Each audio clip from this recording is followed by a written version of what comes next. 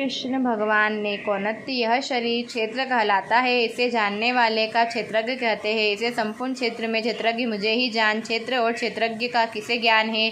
मेरे मत से वही ज्ञानी है।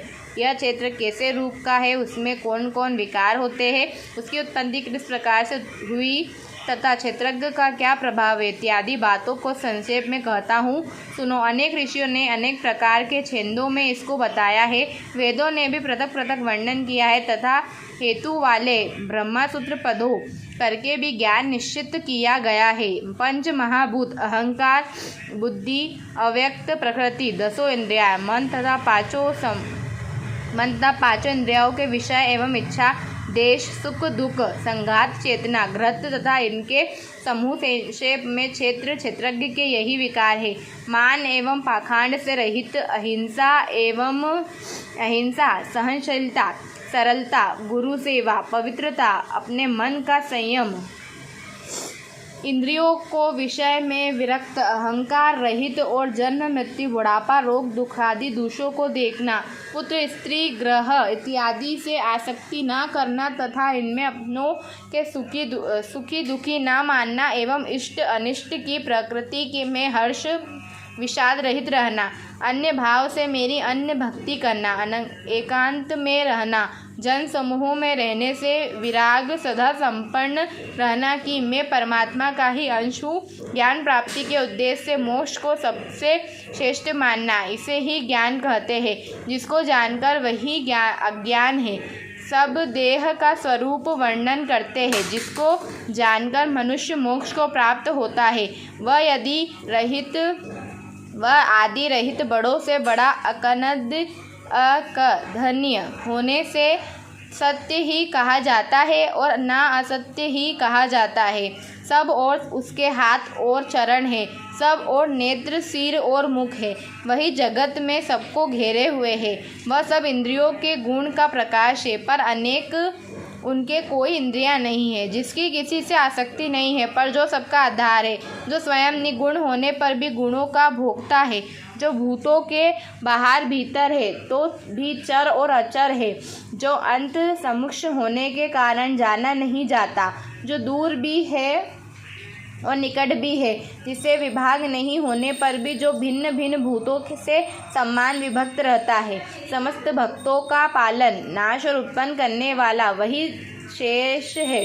वही अहंकार से परे ज्योतिमान पदार्थों को ज्योति देता है। यह ज्ञान जानने योग्य पदार्थ ज्ञान के द्वारा जानने योग्य सबके हृदय में वास करता है। इस प्रकार क्षेत्र यज्ञ और क्षेत्रज्ञ इसको संक्षेप में कहा। इसे जानकर मेरा भक्त मेरे पद के योग होता है। प्रकृति तथा पुरुष दोनों ही अनादि है। विकारों और गुणों की उत्पत्ति प्रकृति से हुई है। कार्य तथा कारण को प्रकृति उत्पन्न करती है। पुरुष तो सुख व दुखों का भोगता है। प्रकृति में पुरुष रहता है, प्रकृति के गुणों का उपयोग करता है, सदानुसार उत्तम व अधम योगिनियों में जन्म लेता है। इस देह में उसका उपदृष्ट हनुमंता भाद्र भक्ता महेश्वर परमात्मा और परम पुरुष कहते हैं। इस प्रकार गुणों के साथ जो प्रकृति और पुरुष को जानता है, उसका रहन सहन चाहे जैसा हो, पुण्य जन्म नहीं होता है। कोई ध्यान से, कोई असंख्या योग से तथा कोई कर्म योग द्वारा अपने को आत्मा में देखते हैं, परंतु कोई इस प्रकार न जानते हुए भी दूसरों से सुनकर ध्यान करते हैं तथा श्रद्धा से सुनकर वे भी मृत्यु के पार जाते हैं। हे अर्जुन, अथवा यह जन्म सब उत्पन्न प्राणी क्षेत्र तथा क्षेत्रज्ञ के सहयोग से ही होता है। परमेश्वर सब भूतों में समान रूप से ही है। भूतों के नष्ट होने पर भी उसका नाश नहीं होता। इस तरह जो देखता है वही देखता है। सब में समान रूप से स्थिर परमेश्वर को देखता हुआ जो आप ही आत्मा का नाश नहीं करता, वह उत्तम गति प्राप्त करता है। जो यह देखता है कि प्रकृति द्वारा सब कर्म होते हैं तथा आत्मा अकर्ता है, वही मानो देवता है। जब वह भिन्न भिन्न भूतों को परमेश्वर के बीच एक रूप देखता है और उसी से उनका विस्तार है, तब वह ब्रह्मांड को प्राप्त होता है। हे कोनत, अनादि और निगुण होने से परमेश्वर अवज्ञ है।